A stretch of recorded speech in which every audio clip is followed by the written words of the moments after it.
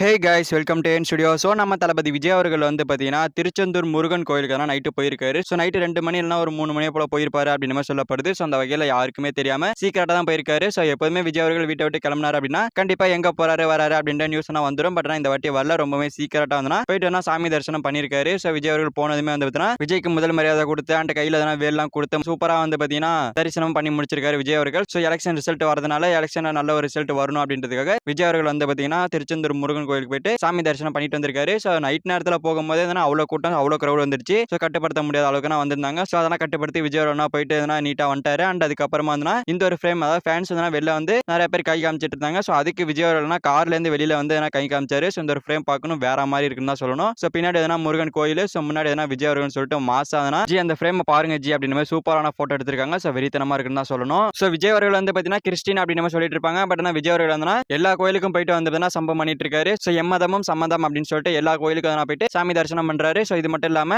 இதுக்கு முன்னாடி ஒரு வாட்டி வந்து பாத்தீங்கன்னா பிரச்சாரத்துக்கு போறதுக்கு முன்னாடி ஒரு கோயிலுக்கு போயிட்டு வந்தா சாமி கும்பிட்டாரு. ஸோ அதே மாதிரி வந்ததுன்னா இப்போ இந்த திருச்செந்தூர் முருகன் கோயிலுக்கு போயிருக்காரு. ஸோ அந்த வகையில நல்லதே நடக்கும். ஸோ அதுக்கப்புறமா விஜய் அவர்கள் மதுரை ஏர்போர்ட்டுக்கு வந்து சென்னைக்கு வந்துட்டாரு. ஸோ அந்த வகையில நீங்க சிறப்பா ஒரு சம்பவத்தை பண்ணிட்டு வெளில வந்துட்டாரு. ஸோ இவருடைய திடீர்னு போனது ஒரு மிகப்பெரிய ஷாக்கு எல்லா ஃபேன்ஸுக்குமே. ஸோ அந்த வகையில சோசியல் மீடியா ஃபுல்லா இதுதான் ட்ரெண்ட் ஆயிட்டு இருக்கு. ஸோ அந்த வகையில விஜய் அவர்கள் இன்னைக்கு ஒரு தாறுமாறான சம்பவத்தை பண்ணிட்டாரு. ஓகே ஃப்ரெண்ட்ஸ், நம்ம தளபதி விஜய் அவர்கள் இன்னைக்கு வந்து பாத்தீங்கன்னா திருச்செந்தூர் முருகன் கோயிலுக்கு போயிட்டு சாமி தரிசனம் பண்ணிருக்காரு. ஸோ இதை பத்தி உங்களுக்கு கமெண்ட்ல சொல்லுங்க. இந்த வீடியோ பிடிச்சிருந்தா லைக் பண்ணிட்டு நம்ம சேனல் சப்ஸ்கிரைப் பண்ணி சப்போர்ட் பண்ணுங்க. தேங்க்யூ ஃபார் வாட்சிங். அடுத்த வீடியோல பார்க்கலாம். தேங்க்யூ.